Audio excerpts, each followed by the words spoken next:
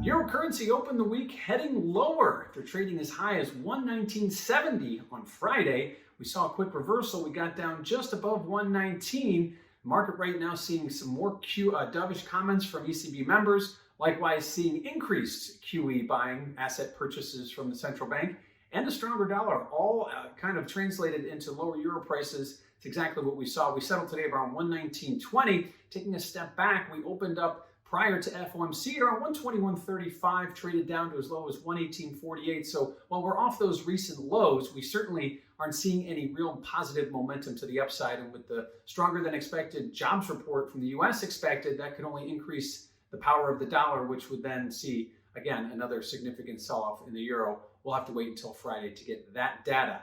Now, what does this mean for volatility? Well, if you check out that CVOL index over at cmegroup.com, you will notice that we've seen a huge move lower in volatility when we saw a huge price move lower. So right now, the euro kind of waiting for the central bank to kind of figure out what it's going to do. And if more dovish forecasting is on the horizon, that could only mean lower prices, which would quantify or translate into lower volatility, especially when you keep that central bank involved for longer. That low for long always translates into lower volatility. And lastly, let's check out the positioning. What are the speculators doing? Well, last week they were getting out quickly of their longs, exiting their longs. We saw the biggest single week exit going all the way back to June of 2018.